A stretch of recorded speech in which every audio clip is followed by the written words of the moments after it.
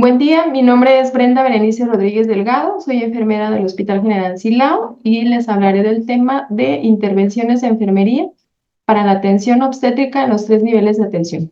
Dentro del objetivo general es fortalecer la atención materna y perinatal mediante las intervenciones de enfermería efectivas y abordaje inmediato y adecuado de las complicaciones de las emergencias obstétricas para disminuir la morbilidad y mortalidad. Hablando un poquito de la introducción, mencionamos que la mortalidad materna es uno de los indicadores más sensibles del desarrollo de una nación. Dado los niveles elevados de evidencian inequidad, falta de acceso y deficiente calidad de la atención obstétrica.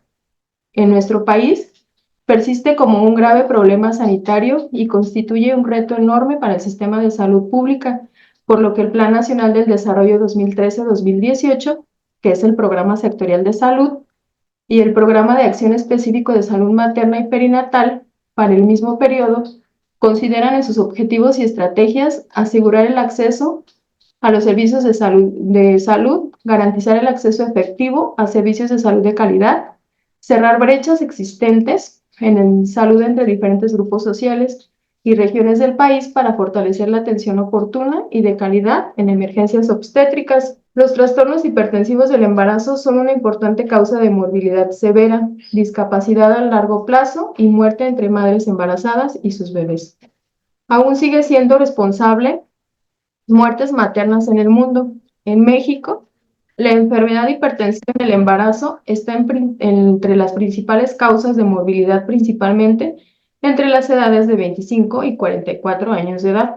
Los trastornos hipertensivos gestacionales son multisistémicos y de causa desconocida, que se caracterizan por una atribuible placentación anómala, que es la principal causa de una preeclampsia o eclampsia, con hipoxia e isquémica placentaria, disfunción del endotelio materno, probablemente favorecida por una predisposición inmunogenética, con una inapropiada o exagerada respuesta inflamatoria sistémica. La preeclampsia constituye la más grave de las complicaciones hipertensivas del embarazo y puede resultar catastrófica si pasa inadvertida, sin tratamiento o si evoluciona hacia una eclampsia. La tasa de preeclampsia varía entre un 5% y un 10% en los países desarrollados, pero esta cifra podría elevarse hasta alcanzar un 18% en algunos países en vías de desarrollo. El tratamiento adecuado requiere tener presente los cambios normales de la presión arterial y del volumen intravascular que tiene lugar durante el embarazo. El monitoreo de la paciente obstétrica de alto riesgo implica 3 acciones concretas, que es la vigilancia prenatal temprana, sistémica e intencionada, la instrucción dirigida a la mujer para que reconozca los signos y síntomas de complicaciones graves y asistencia obstétrica hospitalaria altamente especializada en el manejo de complicaciones graves. Les menciono algunas definiciones, entre ellas lo que es la atención de la urgencia obstétrica. Nos dice que la atención de urgencia obstétrica es la presentación que debe de brindar el personal médico especializado del establecimiento para la atención médica, garantizando la atención inmediata y correcta de cualquier complicación obstétrica de manera continua, las 24 horas, todos los días del año, según la norma que les presento. Preeclampsia es un síndrome multisistémico del embarazo y puerperio en el que se presenta una reducción de la perfusión sistémica generada por vasoespasmo y activación de los sistemas de coagulación. Se presenta generalmente después de la semana 20 de gestación, durante el parto o en las primeras 2 semanas después de este. El cuadro clínico se caracteriza por hipertensión arterial, que puede ser mayor o igual de 140 a 90, y proteinuria, que es frecuente, que además se presenta cefalea, acúbenos, fosfenos, edema, dolor abdominal y o alteraciones del laboratorio. Eclampsia, presencia de convulsiones o estado de coma en pacientes con preeclampsia después de la semana 20 de gestación, parto en las primeras 6 semanas de en ausencia de otras causas de convulsiones. Hemorragia anteparto, hemorragia del útero durante un embarazo en el cual se presenta placenta que parece presentar una situación normal, especialmente después de la semana 28. hemorragia posparto, que es la pérdida de más de 500 mililitros de sangre después de un parto vaginal, o más de 1000 mililitros de sangre después de una cesárea en las primeras 24 horas del puerperio. Infección puerperal, enfermedad causada por la invasión directa de microorganismos patógenos a los órganos genitales externos o internos antes, durante o después del aborto, parto o cesárea, y que se ve favorecida por los cambios locales y generales del organismo materno durante la etapa grávido-puerperal. Sepsis puerperal, infección del tracto genital que ocurre durante el periodo transcurrido entre la rotura de membranas o el nacimiento y los 42 días posparto, y la presencia de uno o más de los siguientes datos clínicos, que es el dolor pélvico, flujo vaginal anormal, flujo fétido, transvaginal, retardo en la involución uterina y fiebre. Código Mater Oro, en este caso código Mater es código oro, que es la activación de un mecanismo de llamado al personal de equipo de respuesta inmediata obstétrica, que es el equipo aéreo, para atender una emergencia y salvar la vida de la madre y del producto de la gestación. Equipo de respuesta inmediata obstétrica, que es aéreo, es el equipo formado por personal de salud experto de diferentes especialidades que brinda cuidados a la paciente obstétrica en estado crítico en el lugar que se requiere en el ámbito hospitalario, como respuesta a la activación del código Mater. Y pues estas definiciones fueron investigadas en la intervención de enfermería para la atención de la emergencia obstétrica en los 3 niveles de atención, que es la guía de práctica clínica. Algunos factores predisponentes que son parte de la epidemiología de las enfermedades en el embarazo, presento que es la edad, entre que se encuentran las mujeres menores de 20 y mayores de 35 años.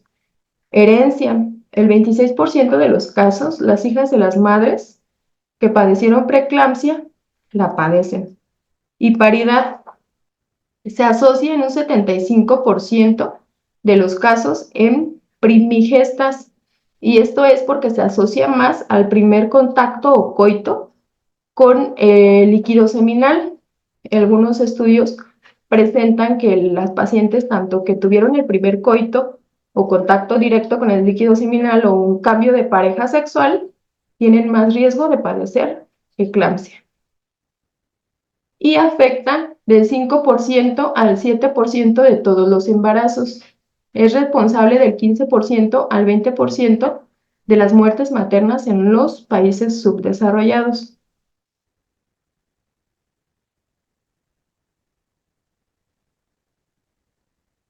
Dentro de la fisiopatología, puedo mencionar que el desarrollo normal de la placenta, más que hablar de la fisiopatología de la preeclampsia, debemos hablar de la fisiopatología de la insuficiencia placentaria, ya que de hecho el crecimiento intrauterino restringido son los que se deberían de abordar conjuntamente por tratarse de manifestaciones diversas de una misma patología. Los mecanismos exactos por los que llega a producirse esta disfunción placentaria no se conocen exactamente, pero sí que tenemos muchos datos al respecto. Por ejemplo, el papel crítico de la placenta en la fisiopatología de la preeclampsia está respaldado por el tejido placentario, que es necesario para el desarrollo de la enfermedad, pero el feto no lo es. La preeclampsia siempre se cura dentro de los días o semanas posteriores al parto de la placenta. O sea, no se queda toda la vida, solamente es antes, durante y después del embarazo. Dentro de los aspectos importantes que debemos de conocer acerca de la fisiopatología de la preeclampsia es que no se conoce por completo un factor, ya que es multifactorial, las circunstancias por las cuales se presenta una reducción de la perfusión de útero placentaria, que es el factor principal, y de ahí podemos desencadenar la falla de la placentación, que viene originada por factores genéticos e inmunológicos de la madre e inflamatorios. Pero también podemos encontrar otro factor, que es la intolerancia inmunológica entre los tejidos maternos, paternos, en este caso, como les mencionaba, que el 75% prevalece más en primigestas que tuvieron el primer coito sexual o cambio de pareja sexual, por eso es de factor paterno, y placentarios y pues en este caso también fetales. ¿Qué es lo que nos provoca? Una isquemia tisular. La isquemia tisular nos activa el endotelio ocurriendo algún daño. Este daño produce un vasoespasmo o un escape capilar o una activación de la coagulación. Dentro del vasoespasmo se puede desencadenar una isquemia renal en nuestra paciente, una isquemia hepática, una hipertensión, un daño cerebral, un abrupto placental, o en este caso lo podemos asociar también con una hemoconcentración. En el caso de un escape capilar, nuestras pacientes presentan edema, nuevamente una hemoconcentración y presentan proteínas en orina, una proteinuria realmente considerada. También puede existir una activación en la coagulación, que es cuando presentan una trombocitopenia, y ya viene el caso de un síndrome de Febvre, que es la enfermedad más grave en el embarazo de una emergencia obstétrica. Considerando y retomando en el aspecto del vasoespasmo, que es una de las consecuencias principales en nuestras urgencias obstétricas, desencadenamos que es la hipertensión. ¿Qué es lo que nos provoca la hipertensión? Un aumento de la poscarga, bajo gasto cardíaco, remodelamiento ventricular, que es lo que nos provoca una disfunción diastólica del 40 al 45% hasta 4 años después del parto. Una disfunción ventricular, y esto es lo que nos puede provocar en grado muy severo un edema pulmonar cardiogénico. En abrupto placental podemos presentar una hipertensión en la afección más frecuente asociada, que es lo que es el desprendimiento de la placenta, que es nuestro factor principal en las afecciones de las embarazadas. Un vasoespasmo que nos produce el flujo sanguíneo cerebral disminuido, que es lo que nos va a producir una isquemia en el edema, más edema citotóxico, perivascular e infarto del tejido. Que esto nos provoca la misma hipertensión que excede la capacidad de la autorregulación cerebrovascular, un flujo cerebral, pues disminuye la hiperfusión cerebral, que es lo que provoca cefalea y escotomas. Los escotomas son una ceguera temporal, no es definitiva, es una ceguera temporal, convulsiones, que es lo que pasa a una eclampsia, una ceguera que le comentamos que es una ceguera rara, pero son los escotomas, un edema cerebral generalizado, que es una alteración del estado mental. En la isquemia hepática, pues sería un infarto hepático, necrosis hemorrágica periportal. Dentro de las manifestaciones clínicas de nuestras embarazadas sería dolor, elevación de las transaminasas séricas, infarto hemorrágico. También provoca una isquemia renal. Esta isquemia renal nos va a producir una mayor resistencia arterial-renal aferente, endotelio inflamado, bloquea la barrera que permite la filtración, disminuye la perfusión renal, aumenta la creatinina sérica y el ácido úrico, grados leves de insuficiencia renal aguda y en algunos casos muy severos, necrosis tubular aguda por hipovolemia o alguna hemorragia. Dentro de los documentos que abordaré en las intervenciones de este tema, podemos destacar la guía de práctica clínica de la sepsis materna, las intervenciones de enfermería para la atención de la emergencia obstétrica en los 3 niveles de atención, un documento del triage obstétrico del Código Mater y equipo de respuesta inmediata obstétrica, la hemorragia obstétrica, intervenciones de enfermería para la prevención y atención de mujeres con trastornos hipertensivos en el embarazo, que son actualizadas de 2017, 2016, 2018 y 2019. Ahora, ¿qué hacemos cuando nuestra paciente llega al hospital? Pues generalmente tienen que llegar al que es el triage, y en el triage manejamos lo que es el triage obstétrico, que es un proceso de valoración técnico-médica rápida de las pacientes obstétricas mediante la aplicación del sistema de escalas, que permite clasificarlas en función de su gravedad, emergencia, a fin de recibir inmediata atención médica o su espera segura para recibir esta. Para ello, tenemos que identificar de manera expedita a aquellas pacientes que son candidatas a la activación del código oro. para la participación del equipo de respuesta inmediata obstétrica, que es el equipo aéreo, diferenciándolas de aquellas que, aunque reciban atención, no implican el mismo sentido de emergencia. Para ello, dentro de la guía de práctica clínica de intervenciones de enfermería para la atención de la emergencia obstétrica en los 3 niveles de atención, abordaremos la clasificación del triage obstétrico.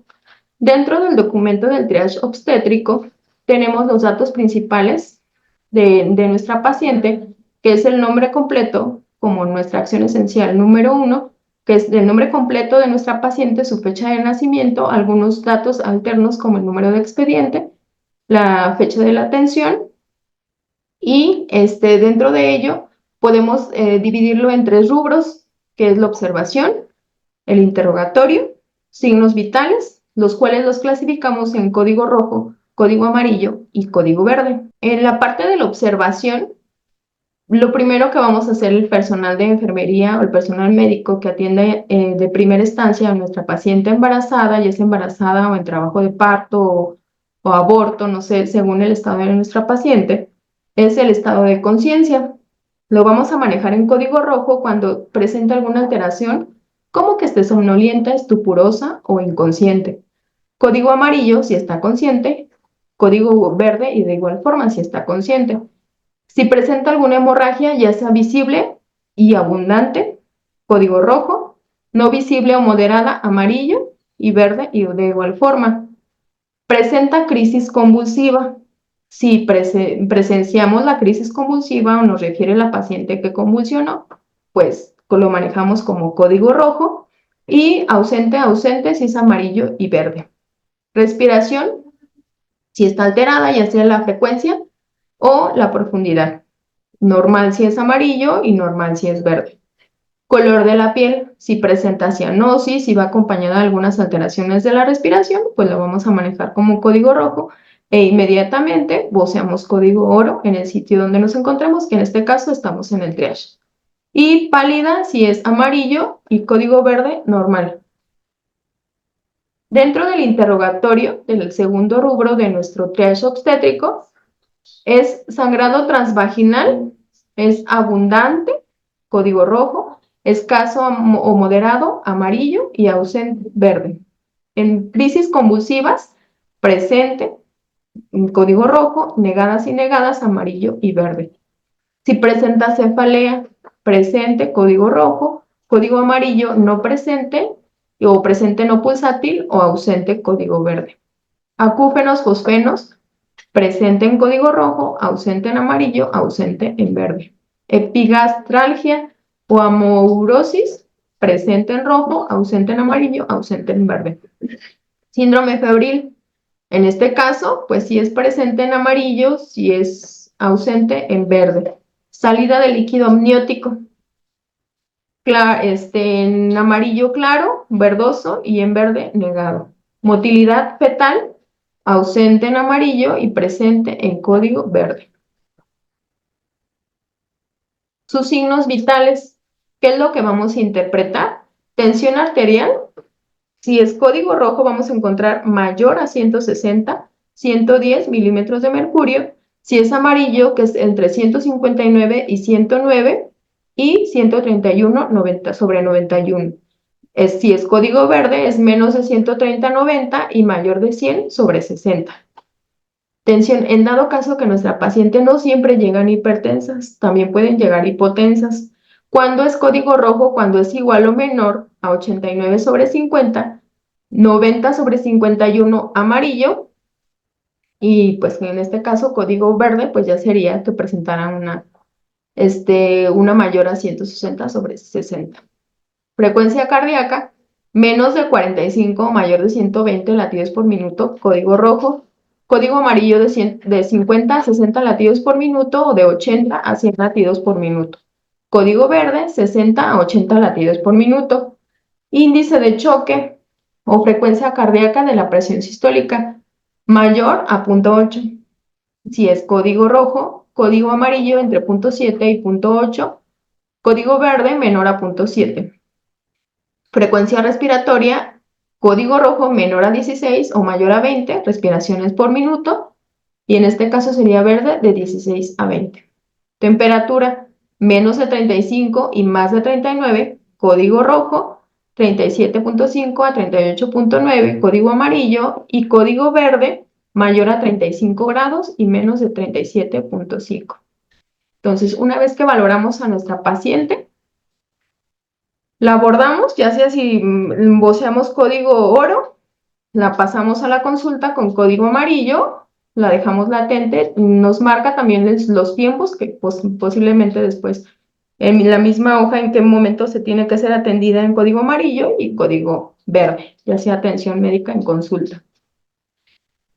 El código MATER y equipo de respuesta inmediata, si una vez que hayamos voceado código oro, nos menciona que es la activación de un mecanismo de alerta o de llamado al personal del equipo de respuesta inmediata obstétrica para atender una emergencia y salvar la vida de la madre y el producto de la gestación.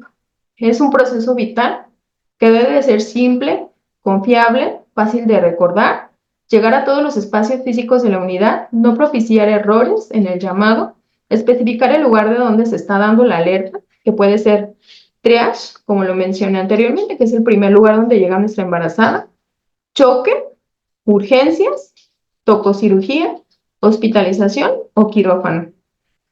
Y deberá de funcionar en todos los turnos. ¿Cuál es el objetivo? Contar con un sistema de llamado de alerta simple, estandarizado, continuo y único ante una emergencia obstétrica. Dentro de la implementación de este código MATER es de observancia en todas las unidades médicas de segundo y tercer nivel del sector de salud, en las que se brinda atención obstétrica.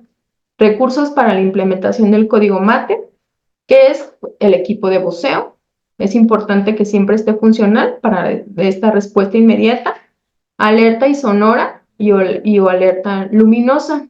En este caso, pues nuestro equipo de voceo es sonora, que debe permitir la comunicación de la emergencia en un solo evento y a todo el equipo multidisciplinario. ¿Quiénes son los integrantes de nuestro equipo de emergencia? Es, número 1, el subdirector médico o asistente de dirección, jefe de enfermeras. El número 2, personal médico especialista en ginecobstetricia.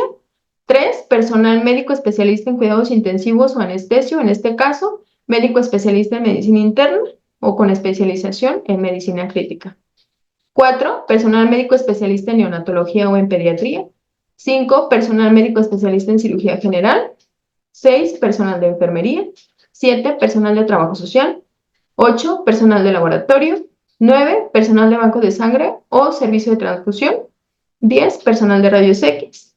Y 11, personal de camilleros. Ahora, ¿qué es lo que debemos de hacer nosotros, personal de enfermería? Para esto lo clasificamos en 4 funciones, que es enfermera A, enfermera B, enfermera C y enfermera D. La enfermera A se colocará en el brazo izquierdo de la paciente, que es el monitoreo hemodinámico. ¿Qué es lo que va a hacer? Toma y valoración de signos vitales, presión arterial, temperatura, frecuencia cardíaca, frecuencia respiratoria, oximetría. Da asistencia para la intubación. En este caso, si nuestra paciente viene con vía aérea, con difícil de vía aérea o inconsciente, un Glasgow 8, etc., que necesite una intubación endotraqueal, pues esta enfermera va a dar asistencia a este procedimiento. Efectúa aspiración de secreciones, efectúa fijación de cánula endotraqueal, efectúa instalación de invasivos como es la sonda Foley y sonda nasogástrica, otorga asistencia para la instalación del catéter venoso central en dado caso que se requiera, y colocación de cánula nasal o mascarillas vacías si la paciente lo requiere, y forma parte del equipo para la entrega del paciente al servicio que procede. La enfermera B se coloca en el brazo derecho, que es la encargada de lo circulatorio, canaliza la vena o permealiza accesos venosos. En este caso, pues instala 2 vías, toma de muestras de laboratorio, toma de glucosa capilar, realiza prueba multireactiva de orina, en este caso si presentamos, si no, toma el ego.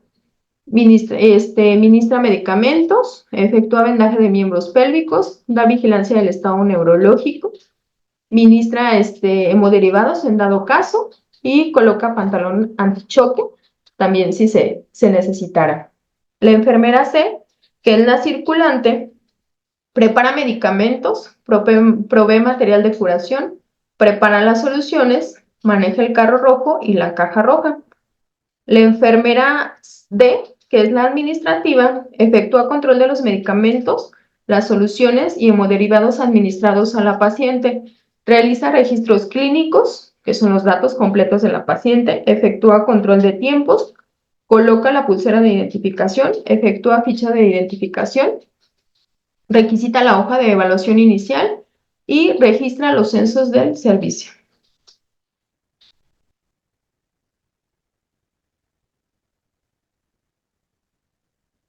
Dentro de las intervenciones de enfermería que debemos de realizar de acuerdo a los trastornos hipertensivos en el embarazo, podemos identificar principalmente a nuestra paciente si es un embarazo de más de 20 semanas de gestación, si presenta cefalea, si presenta vómito, si presenta algún trastorno visual o un dolor en cuadrante superior derecho.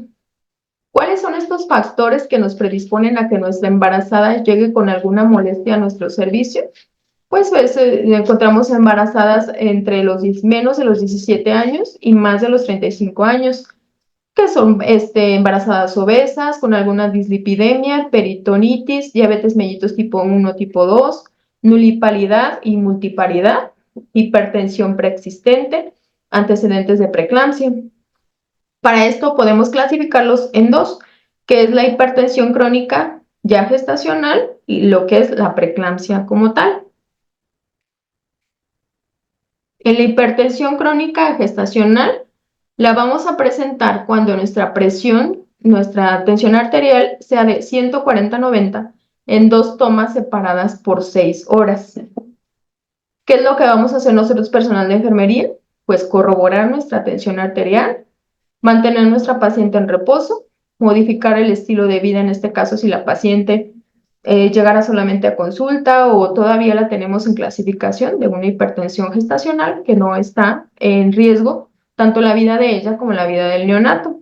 Visitas, en este caso domiciliarias, o sea, pues se puede regresar a su domicilio, se puede controlar el riesgo y así permanecer en el primer nivel de atención. Pero ¿qué pasa cuando no lo controlamos? Que puede presentar signos y síntomas de preeclampsia, pues se puede enviar a un segundo nivel de atención, que somos nosotros, llega con nosotros y se clasifica por una preeclampsia mayor de 140-190 SUTA, y de ahí la podemos clasificar en leve o grave. Es leve cuando sí presenta solamente la misma tensión 140/90, pero nuestra tira reactiva sale positiva y su proteinuria de 300 miligramos. Es leve y podemos seguir controlando con medición de nuestra tensión arterial en intervalos de 5 minutos, 2 ocasiones, identificar la presencia de proteinuria con tira reactiva, como lo mencioné, y determinar proteínas en 24 horas. Y así, pues, exámenes de laboratorio básicos. ¿Qué pasa cuando es grave? La tensión arterial, es de 160/90, la tira reactiva es 3 cruces y la proteína 5 gramos en orina de 24 horas. Existe un daño de órgano blanco, alteraciones hepáticas como náusea, vómito, alteraciones hematológicas como trombocitopenia, alteraciones renales como liguria y creatinina sérica, alteraciones neurológicas como cefalea y alteraciones visuales. ¿Qué hacemos el personal de enfermería cuando tenemos una preeclampsia grave? Tenemos que vigilar y monitorizar la tensión arterial, reposo en cama, vigilar y control de líquidos, colocación de catéter venoso periférico, en este caso las 2 vías, administración de tratamiento farmacológico, antihipertensivos, en este caso sulfato de magnesio según nuestra indicación médica y la valoración de nuestro ginecólogo que nos diga si se requiere y sea preventivo para poder evitar llegar a una eclampsia para una presencia de convulsiones. En este caso, registros de enfermería, colocación de oxígeno en caso necesario y vendaje de miembros inferiores.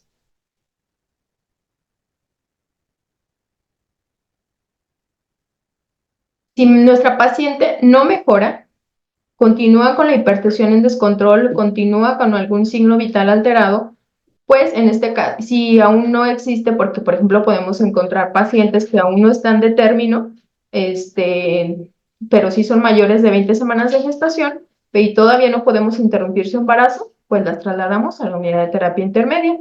En este caso, nuestra paciente puede pasar a una eclampsia presentando los síntomas que mencioné de preeclampsia, más una pérdida de la conciencia, convulsiones o un estado de coma. Para ello, ahora, ¿qué debemos incrementar el personal de enfermería para considerar la valoración y la atención oportuna para nuestra paciente con eclampsia?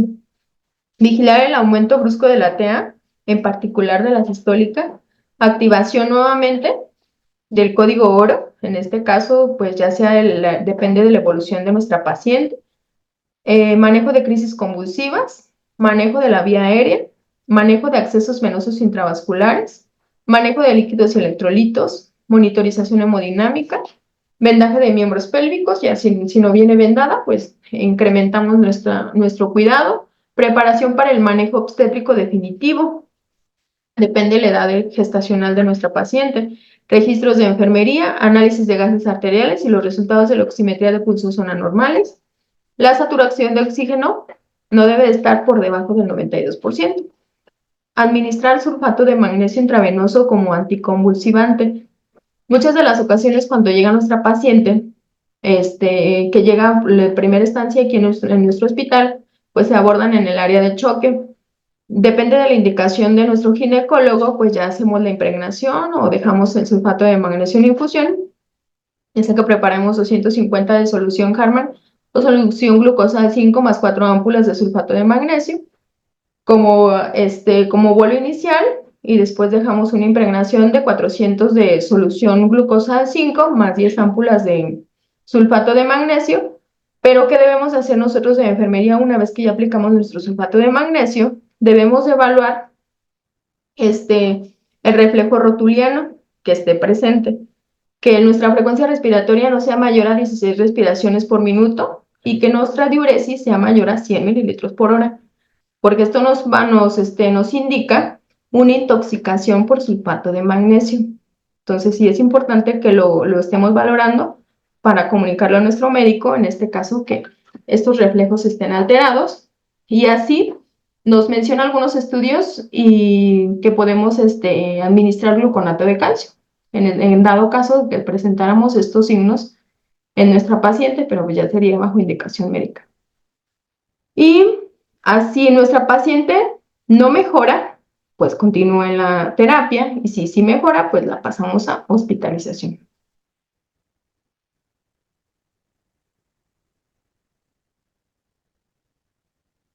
¿Qué hacer el personal de enfermería para la orientación que se debe efectuar durante el posparto en la paciente con diagnóstico de preeclampsia, eclampsia, para promover el autocuidado? Las mujeres con sobrepeso deben ser alentadas en alcanzar un índice de masa corporal menos de 25 para disminuir el riesgo en el futuro embarazo y para la salud a largo plazo.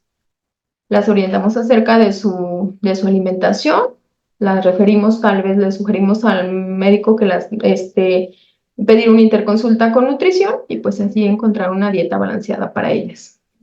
Las mujeres con hipertensión preexistente o hipertensión posparto persistente deben someterse a los exámenes de laboratorio y de gabinete a las 6 semanas después del parto y electrocardiograma de 6 derivaciones.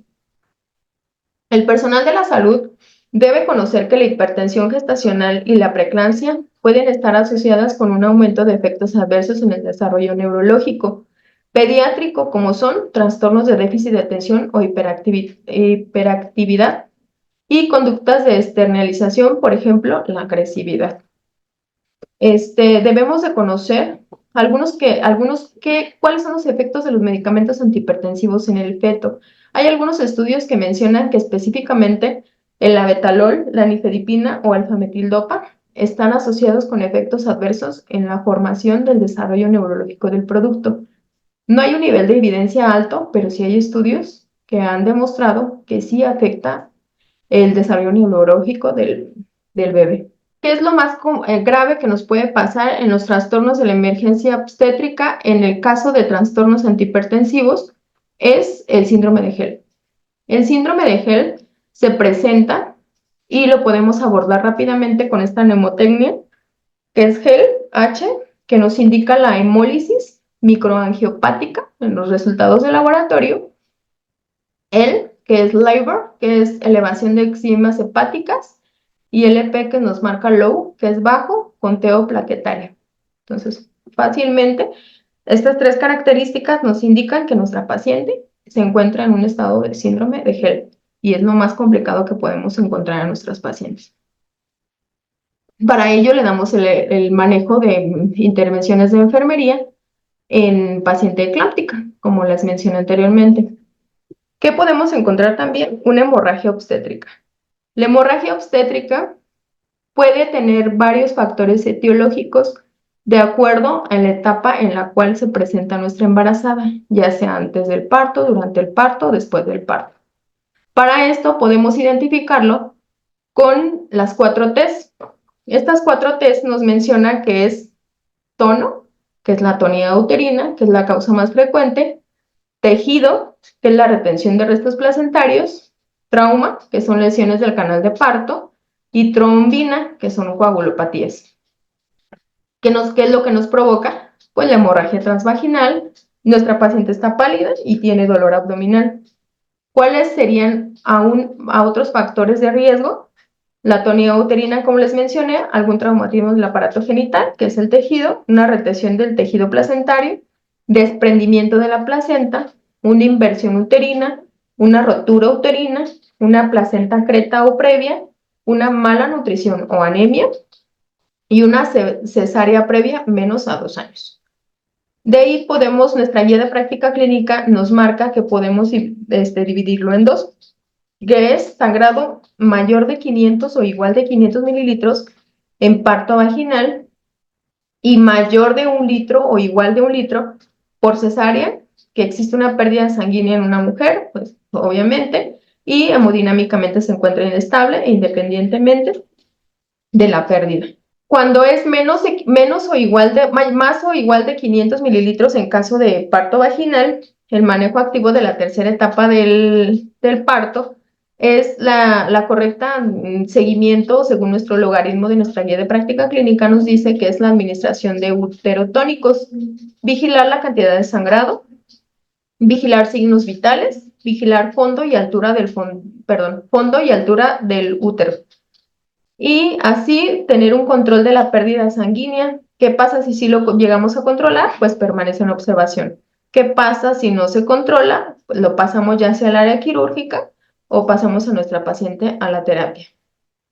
Una vez que estemos en la terapia o en esta intervención quirúrgica, pues en este aspecto hay presencia de la hemorragia más de 1 mililitro, sí. Y podemos activar el código oro. En este caso, monitorizamos la monitorización de signos vitales, vigilancia de la hemorragia obstétrica, colocación de catéter periférico, en este caso que son las 2 vías, administración de cristaloides, realizar masaje uterino, alertar al banco de sangre y sala de cirugía, administración de medicamentos uterotónicos. Existe una alta evidencia que la administración de medicamentos uterotónicos nos disminuye y nos ayuda para la hemorragia obstétrica. El oxígeno por mascarilla de 10 a 15 litros por minuto según sea el caso, monitorización de diuresis y pues mantener la eutermia de la paciente. Si mejora su estado materno, pues permanece en observación, si no mejora, pues permanece en la terapia. Existe otro algoritmo que nos marca la guía de práctica clínica de choque hemorrágico, donde nos clasifica según la etapa de nuestra paciente, y dependiendo de los factores por los cuales ingresa. Por ejemplo, sería estimación del sangrado, su presión arterial, sus signos vitales, el estado neurológico, el índice de choque, el llenado capilar, ya sea cuando nuestra paciente llegue embarazada, llegue en trabajo de parto o esté en puerperio fisiológico. Si está en embarazo y existe la presencia de signos sugestivos de choque, pues hacemos el ABCD, ¿no? cuando llega inmediatamente, que es código oro, el ABCD, que es A, activar el código oro, asegurar la vía aérea, B, C, circulación, D, medicamentos, E, el control del ambiente, sus exámenes de laboratorio y pues los cuidados en general de lo que se asocie. Si nuestra paciente no es compensa, pues pasamos al siguiente algoritmo, que así es como nos marca nuestra guía de práctica clínica. En este caso, cuando nuestra paciente llega en trabajo de parto o en puerperio con signos sugestivos de choque, pues hacemos lo que ya les mencioné, y si no, la hemorragia obstétrica está compensada, pues en este caso, pues ya manejamos cuál sería nuestro factor de nuestra hemorragia, que es la reposición de líquidos e identificación y control de las causas de la hemorragia, que son las 4T que les había mencionado: atonía, tejido, trauma, y en este caso, deficiencia de trombina. ¿Qué pasa si se controla, no se controla? Si no se controla, pues ya lo tenemos bajo el cuidado ya sea de ginecología o de nosotros. Si no, pasamos a la clasificación del choque hemorrágico. Ya puede ser leve, moderado y grave. En el caso de leve y moderado, los cristaloides se inician a 30 mililitros por kilogramo, los coloides más de 20 miligramos por kilogramo de peso.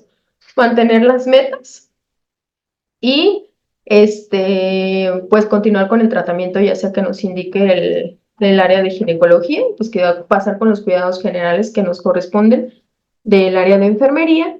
¿Qué pasa si en dado caso se considera grave? Es cuando existe la transfusión de los concentrados eritrocitarios y los exámenes de laboratorio que nos marcan que puede existir una coagulopatía y pues se inicia el protocolo de transfusión masiva.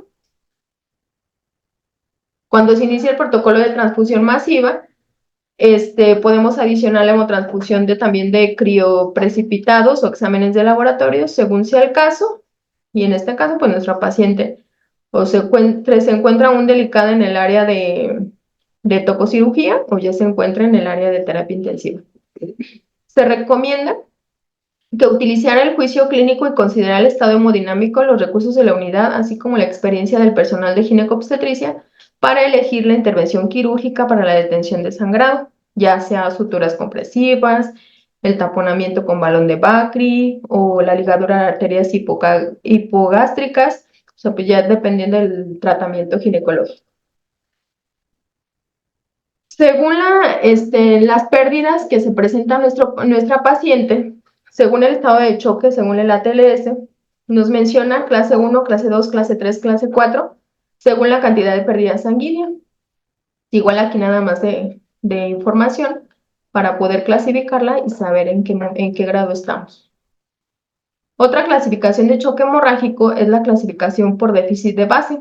Podemos poner clase 1, clase 2, clase 3, clase 4, choque moderado, choque severo, que son los más aumentados, pues ya depende del déficit de base.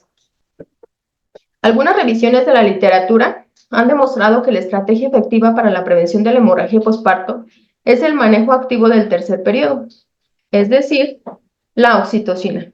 Es considerada la droga de elección en el manejo activo en el tercer periodo de parto, como les menciono. En aquellos lugares donde no se disponga de oxitocina, los derivados de la ergotamina y el misoprostol reducen también el riesgo de la hemorragia, con un incremento significativo de los efectos adversos. El sangrado activo no controlado genera choque hipovolémico secundario cuando se alcanza una pérdida de volumen sanguíneo arriba del 40%. En este estado, las demandas de los tejidos no están suplidas a través del aporte de oxígeno.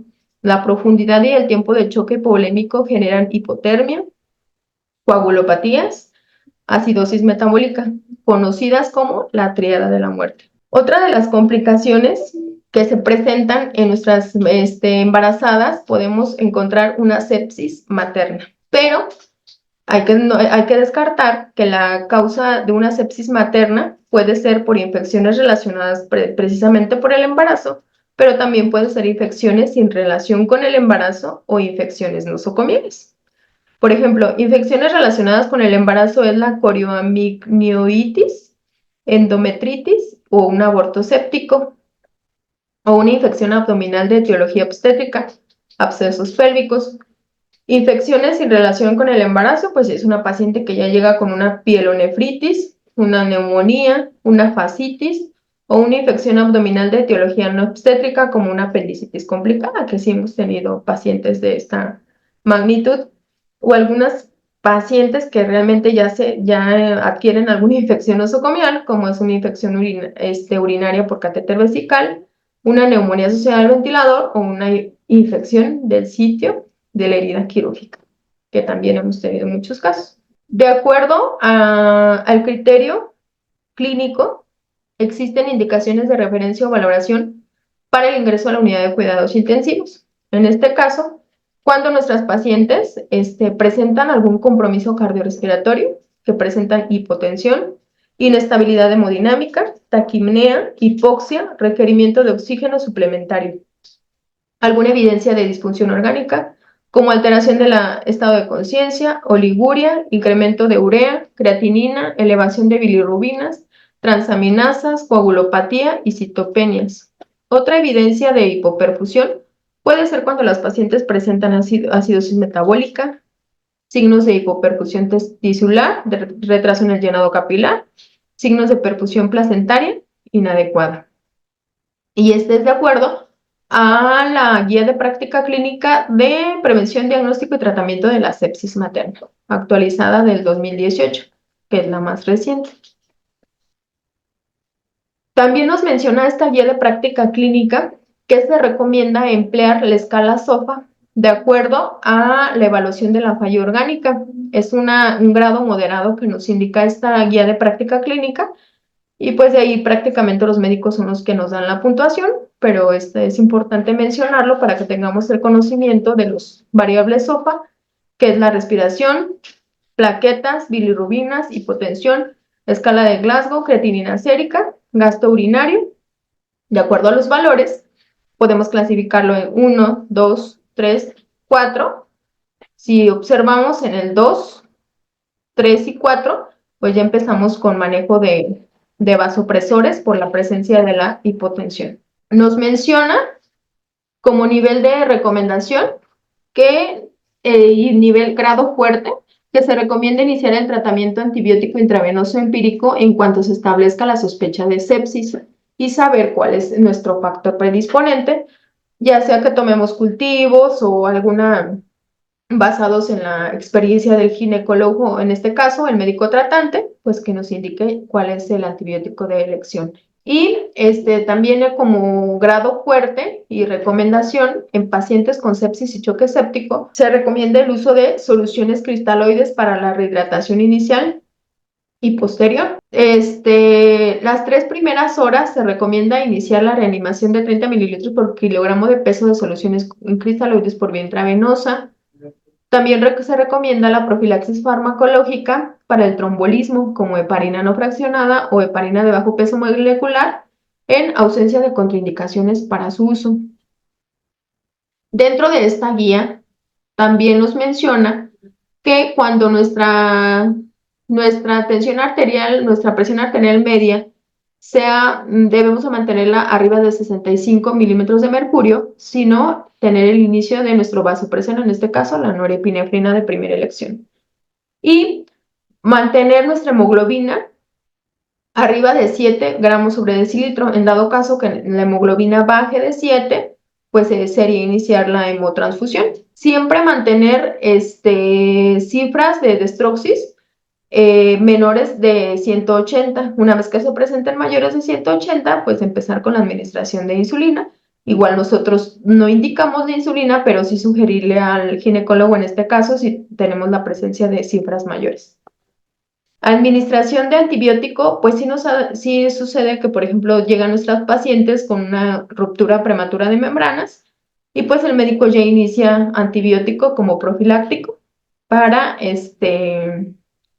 prevención de infecciones. Bueno, en general, pues son las enfermedades más frecuentes que se encuentran en nuestras embarazadas, pero ¿cuál es la técnica que nosotros debemos de realmente realizar para la toma de nuestra presión arterial, que es lo fundamental y nosotros somos quien clasificamos nuestra tensión arterial, ya sea leve, como les mencioné, leve, moderada, según ya sea preeclampsia o hipertensión gestacional, preeclampsia, eclampsia, síndrome de Hell.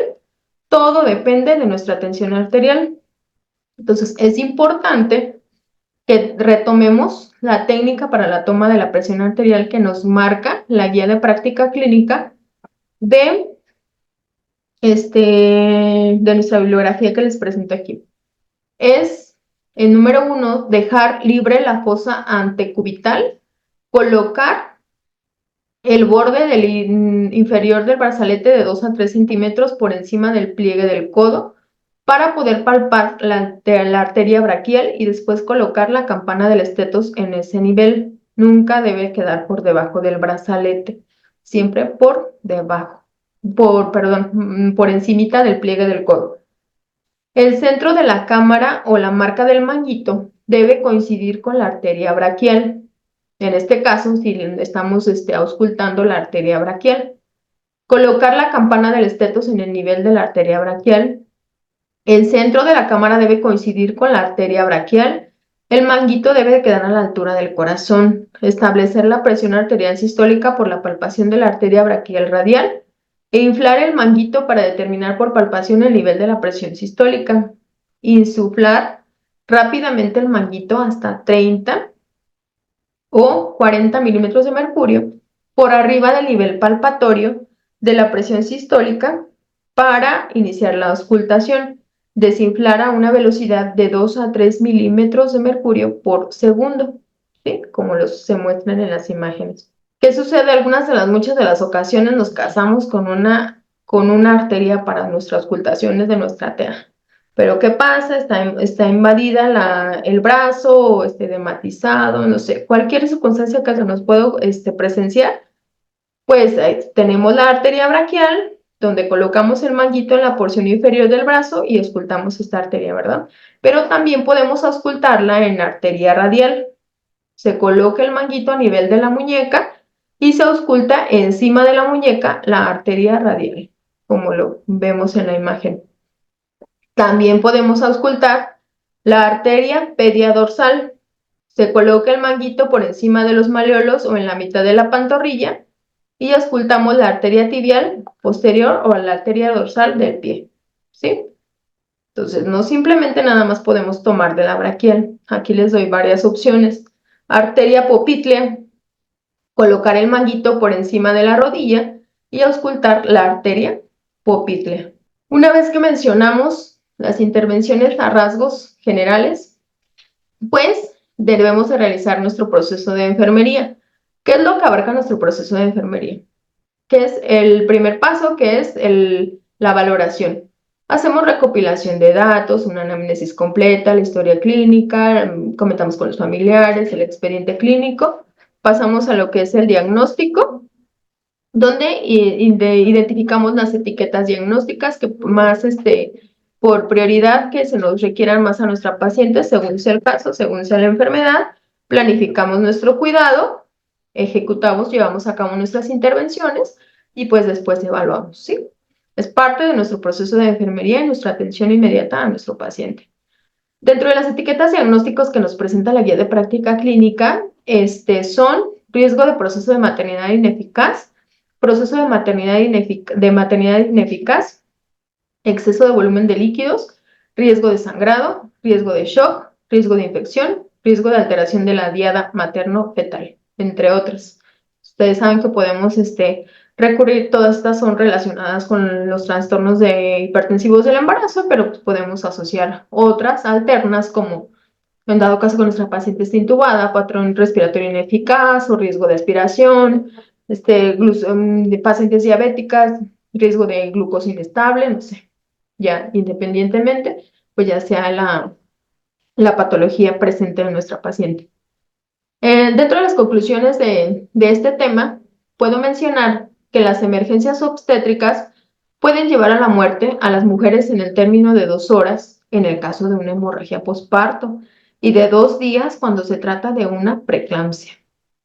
Esto implica un reto para el funcionamiento de los servicios de salud que deben asegurar un continuo en los servicios de manera oportuna y expedita desde el primer al tercer nivel de atención. Se requiere que la atención de las emergencias obstétricas se provea con apoyo de una red de servicios conformada por un conjunto de establecimientos cuya organización y comando estén bajo una misma dirección y que compartan recursos y logística para favorecer la circulación, en este caso de las usuarias distribuidas en una región dada. El monitoreo de la paciente obstétrica de alto riesgo implica 3 acciones concretas, que es vigilancia prenatal temprana, sistémica e intencionada, instrucción dirigida a la mujer para que reconozca los signos y síntomas de complicaciones graves, y asistencia obstétrica hospitalaria altamente especializada en el manejo de complicaciones graves. Y pues doy por concluida mi presentación.